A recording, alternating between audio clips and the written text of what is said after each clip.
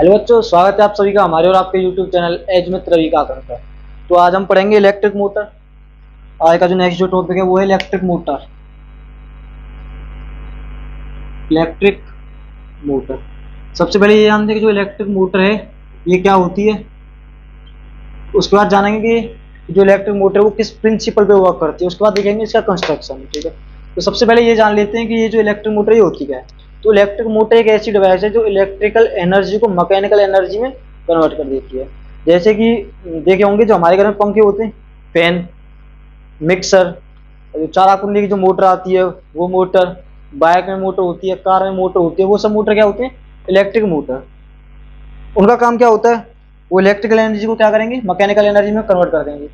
सबसे पहले देखते हैं electric motor is device which converts device which converts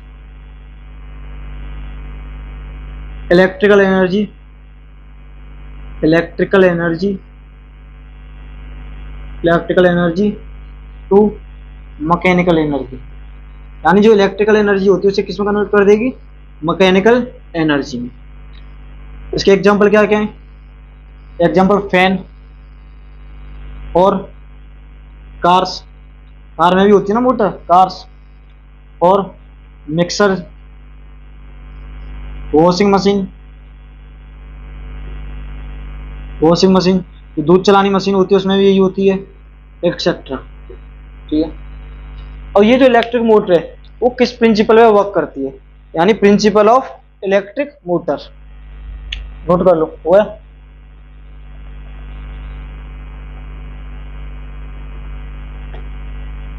जो लास्ट लेक्चर था उसमें पढ़ा था ना कि जो जब भी किसी भी कंडक्टर को इसमें कोई इलेक्ट्रिसिटी आ रही हो या करंट पास हो रहा हो, उससे जब मैग्नेटिक फील्ड में रखते हैं तो उसमें क्या होता है, एक फोर्स लगता है उस कंडक्टर पे। यानी प्रिंसिपल, क्या प्रिंसिपल है इसका, when a current carrying conductor यानी current carrying conductor any current carrying conductor is placed in a magnetic field, it experiences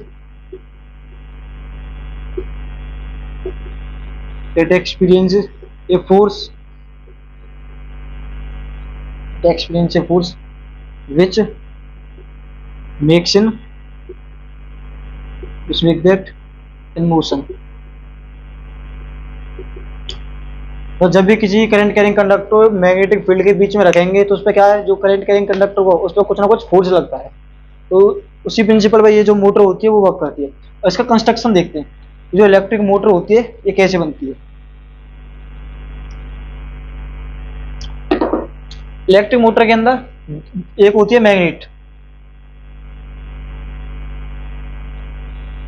ये हो गई नॉर्थ पोल जैसे मैग्नेट का, और इधर ले लेते हैं साउथ पोल।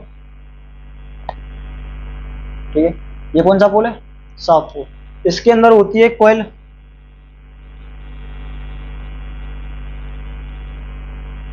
ये होती है रेक्टेंगुलर कॉइल कॉपर की।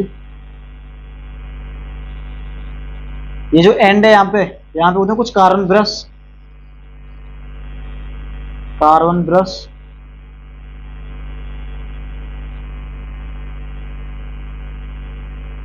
जो कार्बन ब्रश है इन्हें बोलते हैं स्प्लिट रिंग्स। क्या बोलेंगे नहीं, स्प्लिट रिंग्स। और स्प्लिट रिंग से अटैच होते हैं कार्बन ब्रश। और जो कार्बन ब्रश हैं इनसे कंडक्ट होते हैं इलेक्ट्रिसिटी, यानी इनमें होते हैं वायर। ये प्लस ये माइनस। यहाँ पे स्विच लगाएं तो लगा सकते हैं, यहाँ लगा दूं, यहाँ लगा दूं, चाहे यहाँ लगा दूं। ठीक है,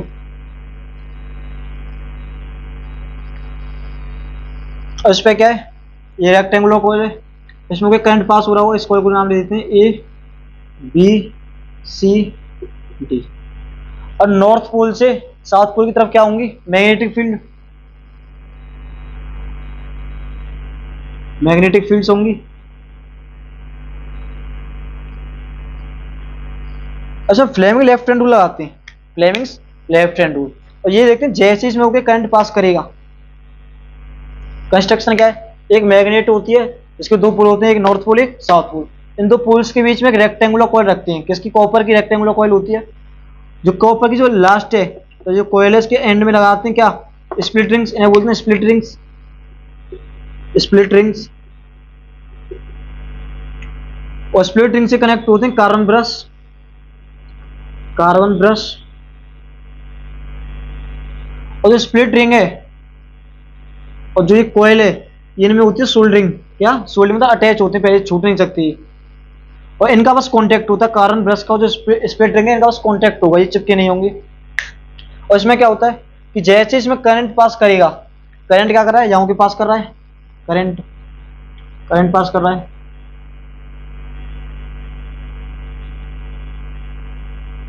ठीक है। और जैसे इसमें होके करंट पास करेगा तो ये मैग्नेटिक फील्ड में रखी हुई है।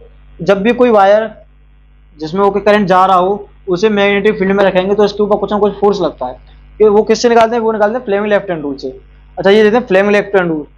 मैग्नेटिक फील्ड की डायरेक्शन कौन सी है, मैग्नेटिक फील्ड की डायरेक्शन ये है। और जो करंट है उसकी डायरेक्शन क्या है, ऊपर। तो जो फोर्स है उसकी डायरेक्शन क्या है, अंदर की साइड। दोबारा देखो, जो मैग्नेटिक फील्ड है उसकी डायरेक्शन क्या है, ये। जो करंट है उसकी डायरेक्शन क्या है, ये। तो जो फोर्स है उसकी डायरेक्शन क्या है, अंदर की साइड। यानी इस पे फोर्स कैसे लगेगा, नीचे अंदर की साइड, ऐसे लगेगा फोर्स। और इधर देखें, मैग्नेटिक फील्ड कैसे, ऐसे। करंट कैसे, ऐसे। जो फोर्स है वो किधर लगेगा, बाहर की साइड, यानी ऊपर की साइड, ऊपर लगेगा इस पर फोर्स, ठीक है। बुक लेते हैं कुछ,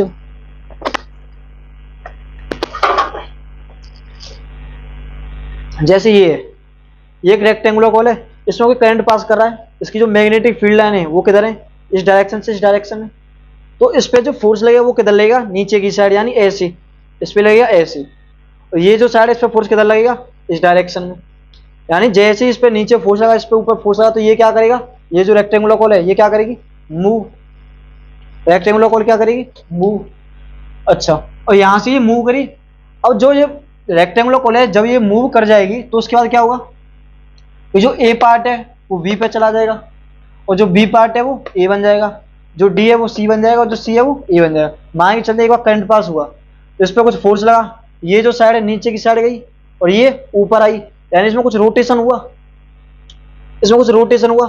हाफ रोटेशन के बाद, और ये जो कार्बन ब्रश है, कार्बन ब्रश तो अलग रहेंगे बिल्कुल, मतलब यहाँ पे जो सेम पोजीशन है, कार्बन ब्रश की जो पोजीशन है वो तो रहेगी सेम, लेकिन जो स्प्लिट रिंग है वो क्या करेंगी, कॉइल के साथ मूव।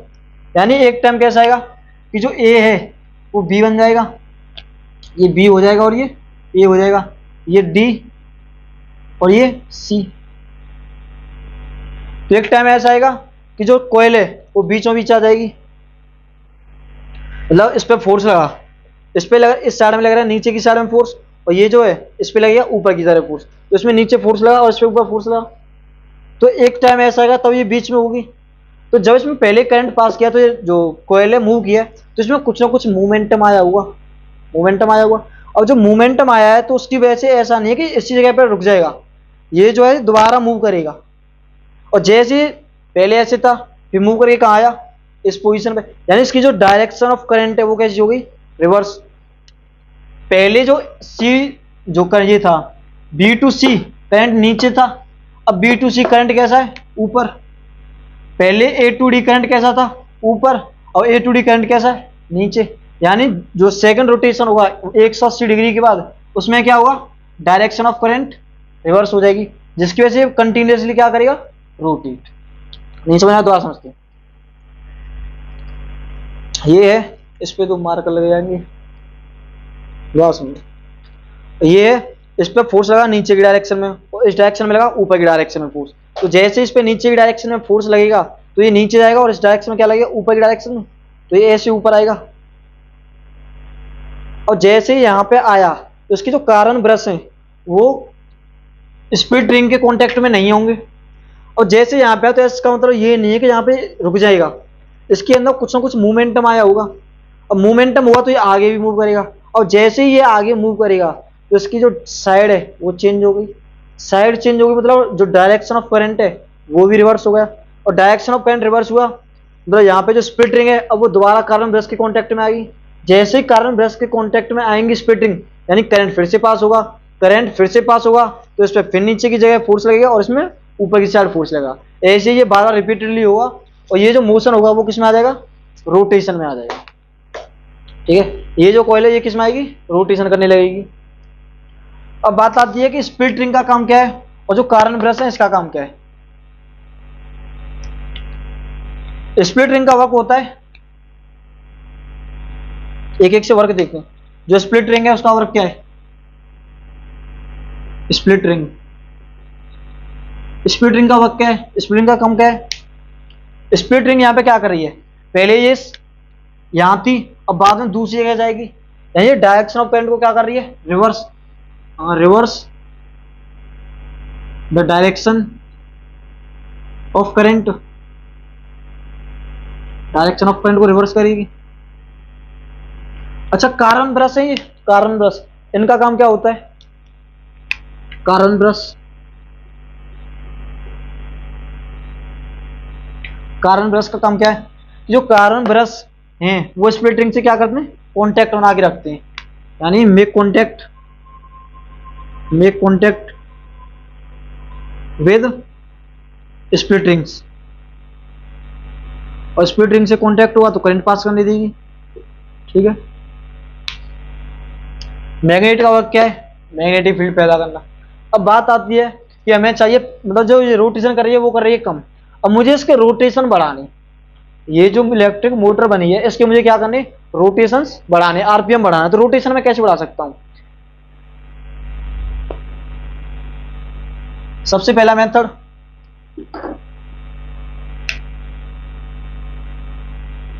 यानी method to increase RPM of motor, RPM of motor. सबसे पहला मेथड क्या है, जितनी ज्यादा मैग्नेटिक फील्ड होगी उतना ज्यादा क्या हुआ, मैग्नेटिक फील्ड जितनी ज्यादा उतनी ज्यादा फोर्स लगेगा, यानी मैग्नेटिक फील्ड बढ़ा दें, इंक्रीज मैग्नेटिक फील्ड।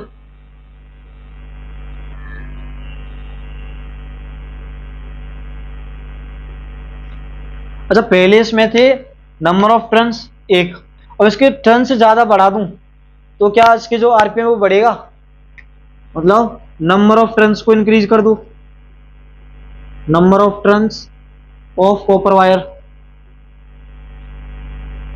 को क्या करना है, इंक्रीज।